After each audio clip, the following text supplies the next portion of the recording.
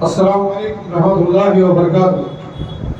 محترم سامعین کرام، کل آپ نے 10ویں پارے میں سورہ توبہ کی 93 آیات سنی تھی۔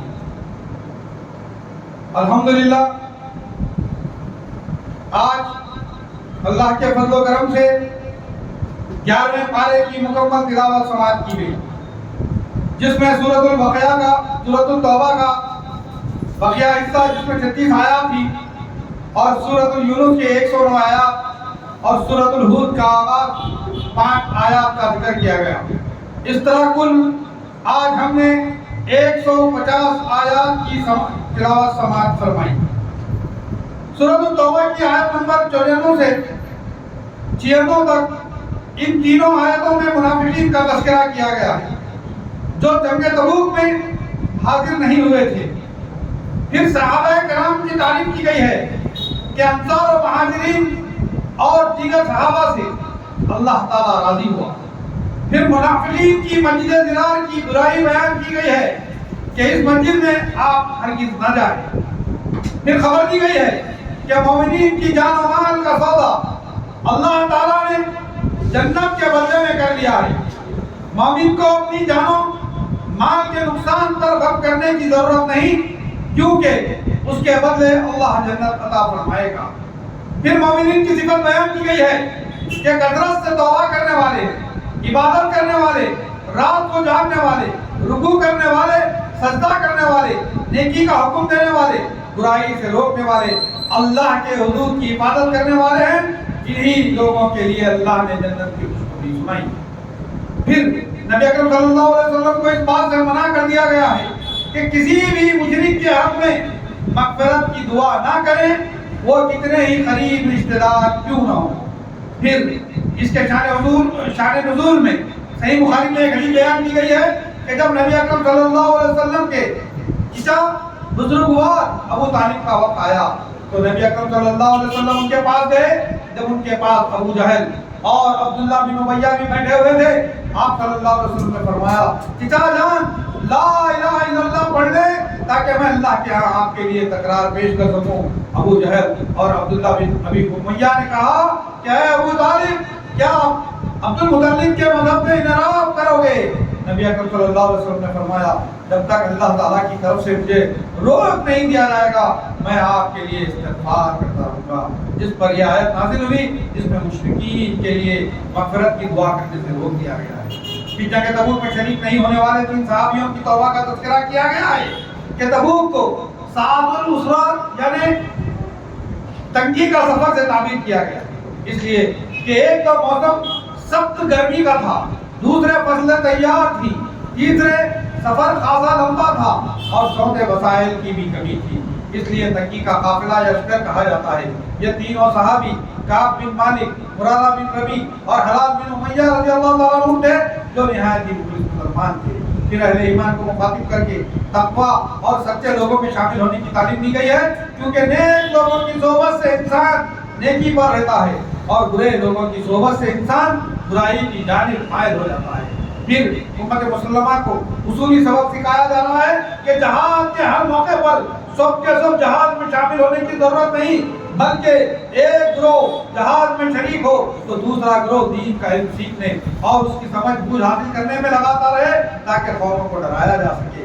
پھر زیادت ایمان کا تذکرہ کیا گیا ہے کہ یہ ایک حقیقت ہے کہ ایمان میں کمی اور زیادتی واقع ہوتی رہتی ہے، لیکن بعض لوگ ایمان میں کمی اور زیادتی کے قائل نہیں ہیں۔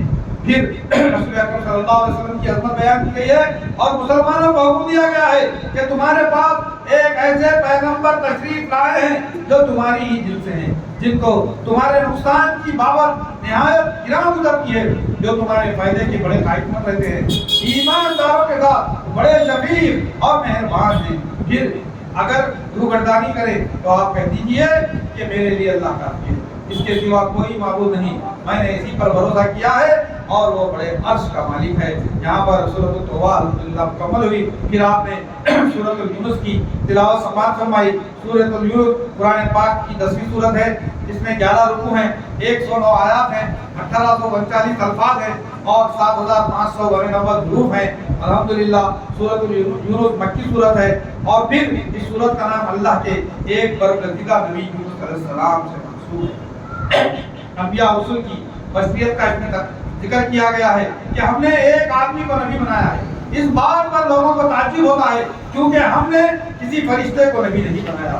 جو لوگ اس نبی پر ایمان لے آئے ان کے لیے اللہ کے پاس پورا بدلہ ہے اور بلند مرتبے کی بشارت سنائی گئی ہے۔ پھر اللہ کی توحید ربوبیت کا تذکرہ کیا گیا ہے کہ اس نے آسمان اور زمینوں کو 6 دنوں میں پیدا کیا اور مستوی عرش ہوا۔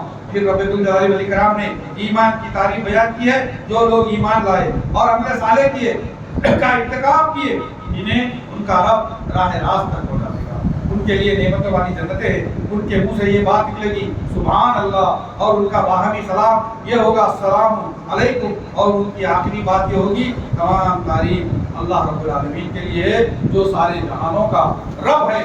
کہ رب الجلال والاکرام نے انسان کی فطرت ناشکری کا ذکر بیان کیا ہے۔ جب انسان کو کوئی تکلیف پہنچتی ہے تو وہ ہم کو پکارتا ہے، لیٹے بھی بیٹھے بھی کھڑے بھی، کہ جب بھی ہم اس کو تکلیف اس سے دور کر دیتے ہیں تو ایسا ہو جاتا ہے کہ گویا اس نے اپنی تکلیف کے لیے ہمیں پکارا ہی نہیں۔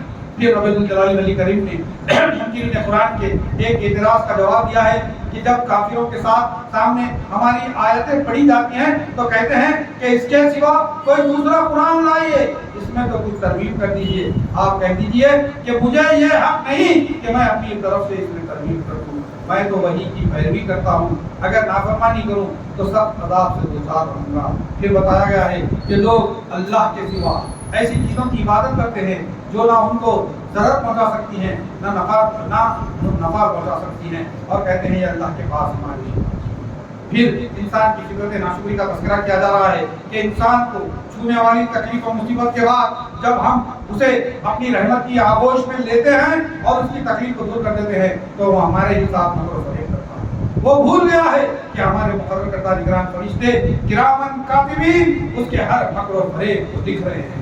پھر انسان کی ناشکری کا ایک منظر پیش کیا جا رہا ہے کہ وہ اللہ ایسا ہے کہ تم کو خشکی اور دریا میں چلاتا ہے، یہاں تک کہ جب تم کشتی میں سوار ہوتے ہو اور وہ کشتیاں لوگوں کو موافق ہوا کے ذریعے سے لے کر چلتی ہیں اور وہ لوگ ان سے خوش ہوتے ہیں، ان پر ایک جھونکا سخت ہوا کا آتا ہے اور ہر طرف سے اوپر موجیں اڑتی چلی آتی ہیں، وہ سمجھتے ہیں کہ برے آخرے اس وقت سب خالی سے انتخاب کر کے اللہ ہی کو برے وقت سب اللہ ہی کو پکارتے ہیں، اگر تم ہم کو اس سے بچا دے تو ہم شکر گزار بن جائیں گے۔ کہ جب اللہ تعالیٰ ان کو بچا دیتا ہے تو فوراً ہی وہ زمین میں سرکشی کرنے لگتے ہیں۔ ایسے لوگوں اے لوگوں یہ تمہاری سرکشی تمہارے لیے وبال بننے والی ہے، یہ سب دنیاوی زندگی کے چند فائدے ہیں، پھر ہمارے پاس تم کو آنا ہے، پھر سب تمہارا کیا ہوا تم کو بربادی ہوئی۔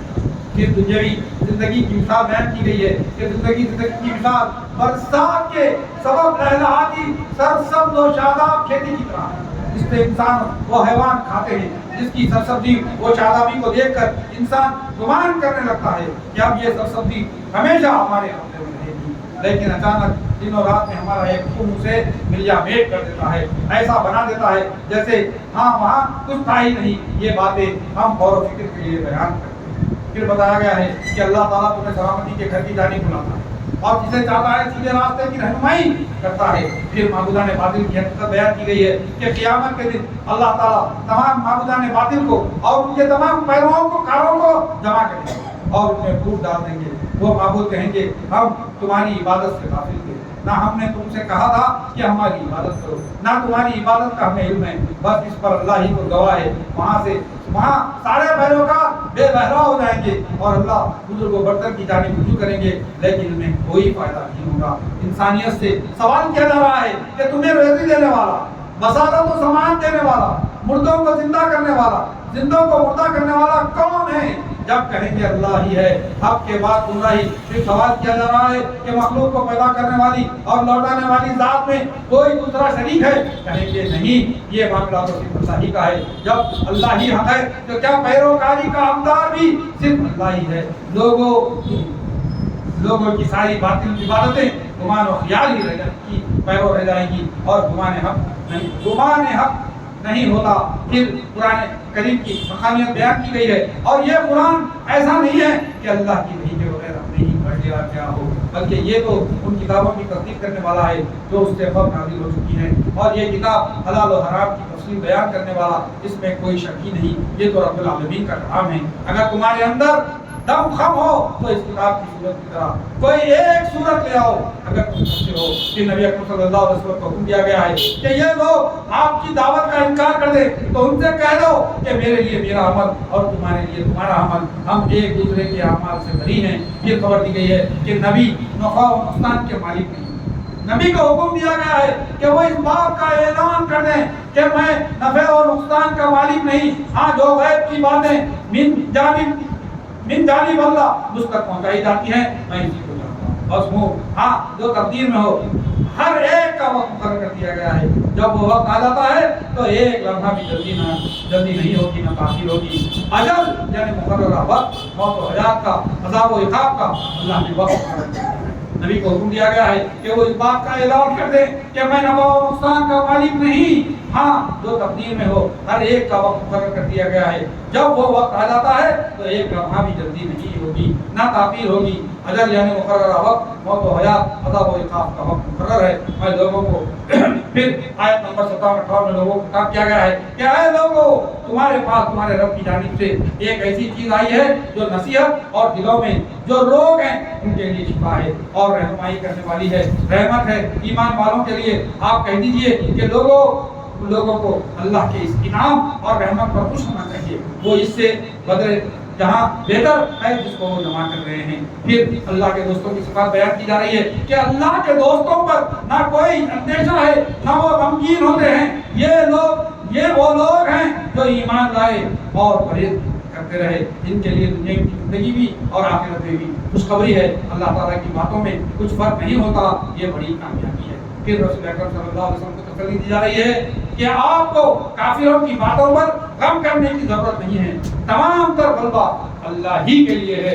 پھر میرے بھائیوں، اللہ تبارک و تعالیٰ نے فرمایا کہ دن اور رات کی کہ رات کو ہم نے سکون حاصل کرنے کا ذریعہ بنایا اور دن کو دیکھنے بھالنے کا ذریعہ بنایا. پھر نوح علیہ السلام کی اس قوم کا واقعہ بیان کیا گیا ہے کہ جب کہ انہوں نے قوم سے کہا کہ اگر تم میری دعوت و نصیحت سے کے بدلے میں تم سے میں کوئی اجرت نہیں مانگ رہا ہوں، میری اجرت اللہ کے پاس ہے، مجھے تو صرف کسی کا فرما بردار مسلمان بننے کا حکم دیا گیا ہے. موسیٰ علیہ السلام اور ان کی قوم بنی اسرائیل اور فرعون کے واقعات بیان کیے گئے ہیں. موسیٰ نے بنی اسرائیل سے کہا کہ اے میری قوم، اگر تم اللہ پر ایمان کامل رکھتے ہو تو اس پر توکل کرتے رہو، اگر تم مسلمان ہو تو انہوں نے کہا ہم اللہ ہی پر توکل کرتے ہیں.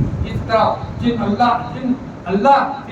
جس اللہ نے فرعون کو غرق کیا تو کہنے لگا میں ایمان لاؤں، اقرار کرتا ہوں کہ اللہ کے علاوہ کوئی معبود نہیں. اس پر بنی اسرائیل ایمان لے آئے، میں بھی مسلمان ہوتا ہوں. اللہ نے کہا ایمان لانے کا کوئی فائدہ نہیں، ہم تیرے بدن کو محفوظ رکھیں گے تاکہ بعد میں آنے والوں کے لیے عبرت ہو. پھر واضح کیا گیا ہے کہ کسی بھی شخص کا ایمان لانا اللہ کے حکم کے بغیر ممکن نہیں، یعنی ایمان کے لیے توفیق الہی لازم ہے. پھر حکم دیا گیا ہے کہ وہ لوگوں پر واضح کر دیں کہ اگر تم کو میری دعوت پر شک ہے تو پھر بھی میں تو تمہارے معبودوں کی عبادت نہیں کروں گا، اللہ کو چھوڑ کر میں تو اسی اللہ کی عبادت کرتا رہوں گا جو تم کو موت دینے والا ہے. مجھے تو حکم دیا گیا ہے کہ میں مومن بنوں، اپنے چہرے کو اللہ کی طرف متوجہ کروں، شرک سے باز رہوں، اللہ کو چھوڑ کر غیر ضرر رساں و غیر منفعت بخش چیزوں کو نہ بلاؤں، ورنہ ظالم ہو جاؤں گا. اگر کوئی تکلیف ہوتی ہے تو سوائے اسی اللہ کے کوئی دوسرے کو نہیں پکارا جائے گا. اپنے بندوں میں سے جسے چاہے اللہ بخشے گا اور رحم کرنے والا ہے. پھر نبی صلی اللہ علیہ وسلم کو حکم دیا گیا ہے کہ آپ لوگوں سے کہہ دیں کہ تمہارے پاس تمہارے رب کی جانب سے حق آ چکا ہے، جو کوئی اس سے ہدایت حاصل کرے گا اس کا فائدہ اسی کو ہوگا، جو گمراہ ہوا نقصان اسی کو ہوگا. اور نبی اکرم صلی اللہ علیہ وسلم کو حکم دیا گیا ہے کہ وہی کی اتباع و پیروی کرے اور صبر کرتے رہے، وہی بہترین فیصلہ کرنے والا जाता है। अल्हम्दुलिल्लाह यहाँ सूरत यूनुस मुकम्मल हुई। फिर हमने सूरत हूद जो मक्की सूरत है, कुरान पाक का 11वीं सूरत है, जिसमें 10 रुकू, 2246 अल्फाज, 7817 हुरूफ है, उसकी 5 आयात हमने समाअत फरमाई। इस सूरत में हज़रत हूद अलैहिस्सलाम का वाक़या बयान किया गया है कि कुरान मजीद की हक़ानियत वाज़ेह की गई है कि ये एक ऐसी किताब है जिसकी आयतें महकम हैं। फिर साफ साफ बयान की गई हैं एक हकीम बाखबर की तरफ से इबादत की सच्चाई दर हकीकत बयान की गई है कि सिवाय अल्लाह के किसी की इबादत न की जाए, क्योंकि वही लायक है इबादत, वो परस्तिश है। लिहाजा तौबा इस्तिग़फ़ार भी इसी के लिए की जाए, क्योंकि वही मग़फ़िरत करने वाला और माफ़ी देने वाला है। फिर आखिरी आयत 5वीं आयत में अल्लाह सुब्हानहू व तआला के इल्म से इंसानियत को बाखबर किया गया है कि याद रखो वो लोग अपने सीनों को दोहराए किए देते हैं ताकि अपनी बातें अल्लाह से छुपा सके। याद रखो वो लोग जिस वक्त अपने कपड़े लपेटते हैं वो इस वक्त भी सब जानता है, जो कुछ छुपाते हैं और जो कुछ जाहिर करते हैं, बिल यकीन वो दिलों के अंदर की बातों को जानता है। इसकी शान हुजूर में सही बुखारी की एक रिवायत मालूम होता है कि ये उन मुसलमानों के बारे में नाज़िल हुई जो बलवाए हया की वजह से क़ज़ाए हाजत और बीवी से हमिश्तरी के वक्त वरना होना पसंद नहीं करते थे। अल्लाह हमें देख रहा है, इसलिए ऐसे मौके पर शर्मगाह को छुपाने के लिए अपने सीनों को दौरा कर लेते थे। अल्लाह ने फरमाया कि रात के अंधेरे में भी जो वो बिस्तरों में अपने आप को कपड़ों में ढांप लेते हैं थे, तो उस वक्त भी वो उनको देखता और उनकी छुपी और अलानिया बातों को जानता है। मतलब ये कि शर्म और हया का जज्बा अपनी जगह बहुत अच्छा है, लेकिन इसमें इतना गुलू और इफरात भी सही नहीं, इसलिए कि जिस जात की खातिर वो ऐसा करते हैं वो उससे तो फिर भी वो नहीं छुप सकते, तो फिर इस तरह की तकल्लुफ़ का क्या फ़ायदा। अल्हम्दुलिल्लाह यहाँ कुरान पाक का 11वां पारा मुकम्मल हुआ। इंशाअल्लाह हम कल बाद में वाले की समाअत की तर्जुमा और तफसीर और खुलासा समाअत करने की कोशिश करेंगे। अल्लाह हम तमाम को ईमान पर चलने की तौफीक अता फरमाए, हमारे नमाज रोज़ा ज़कात सदका और तमाम चीज़ों को कबूल फरमाए, हम तमाम के घरों में खैर और बरकत अता फरमाए, हम तमाम के गुनाहों को माफ़ फरमाए, हमें ईमान और इत्क़ाद के साथ रोज़े रखने की तौफीक अता फरमाए, हम तमाम को गुफ़िर लहू मा तक़द्दम मिन ज़ंबी का हक़दार बनाए, हमारे वालिदैन की मग़फ़िरत फरमाए, हमारे घरों में खैर और बरकत अता फरमाए, हमारे कारोबार में खैर और बरकत अता फरमाए, हम तमाम को हर किस्म की आफ़ात समावी और से महफूज़ रखे, हर किस्म के हादिसों से महफूज़ रखे, हमारे बीवी बच्चों को, भाइयों को, बहनों को, रिश्तेदारों को, तमाम को हर किस्म की आफ़ात समावी और से महफूज़ रखे, हम तमाम के घरों में इस्लाम को जारी और सारी फरमाए, हम तमाम को मुकम्मल रोज़े रखने की तौफीक अता फरमाए, हमें हुकूमत और ताकत अता फरमाए, तरावीह, नमाज, कुरान, ज़कात, हज, तमाम अरकान इस्लाम को अदा करने की तौफीक अता फरमाए, और हम तमाम को जब तक इस्लाम पर जिंदा रखे, हम तमाम का खातिमा ईमान पर फरमाए, और जब इस दुनिया में जाने का वक्त आए तो हम तमाम की ज़ुबानों पे कलमा ला इलाहा इल्लल्लाह मुहम्मदुर रसूलुल्लाह सारी फरमाए। सुभान रब्बिका रब्बिल इज्जति अम्मा यसिफून व सलामुन अलल मुरसलीन वल्हम्दुलिल्लाहि रब्बिल आलमीन। अस्सलामु अलैकुम।